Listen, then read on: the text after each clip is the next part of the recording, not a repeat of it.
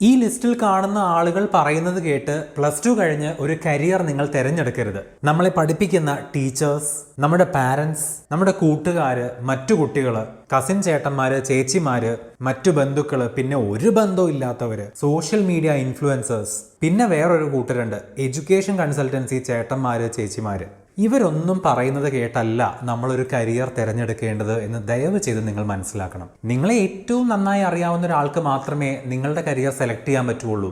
അതാരാണ്? അത് നിങ്ങൾ തന്നെയാണ്. പക്ഷേ 99% കുട്ടികൾക്കും നല്ലൊരു ഡിസിഷനിലേക്ക് എത്താൻ പറ്റാറില്ല. ഒരുപാട് കൺഫ്യൂഷൻസ് ഈ പറഞ്ഞ ആളുകൾ ക്രിയേറ്റ് ചെയ്യും. പലരും പലതും പറയും. അപ്പോൾ നമ്മൾ എടുക്കുന്നൊരു ഡിസിഷൻ ശരിയാണോ തെറ്റാണോ എന്നെങ്കിലും അറിയാൻ, അല്ലെങ്കിൽ നമ്മുടെ കൺഫ്യൂഷൻസ് കറക്റ്റ് ചെയ്ത് നമുക്ക് കറക്റ്റായ ഒരു ഓപ്ഷൻ പറഞ്ഞു തരാൻ കഴിവുള്ള ഒരാളുണ്ടോ? തീർച്ചയായും ഉണ്ട്.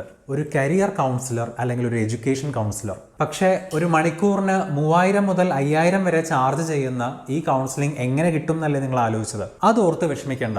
വളരെ ഇലാബറേറ്റ് ആയിട്ടുള്ള കരിയർ കൗൺസിലിംഗ് എക്സ്പേർട്സിനെ കൊണ്ട് നിങ്ങൾക്ക് കംപ്ലീറ്റ്ലി ഫ്രീ ആയിട്ട് കിട്ടുന്നതാണ്. അതിനുവേണ്ടി നിങ്ങൾ ആകെ ചെയ്യേണ്ടത് ഈ കാണുന്ന ആസ്പയർ കരിയേഴ്സിന്റെ വാട്സാപ്പ് നമ്പറിലേക്ക് ഒന്ന് മെസ്സേജ് ചെയ്യുക എന്നുള്ളത് മാത്രമാണ്. അങ്ങനെ കൺഫ്യൂഷൻസ് എല്ലാം മാറ്റി നല്ല തീരുമാനങ്ങൾ എടുക്കൂ. All the best.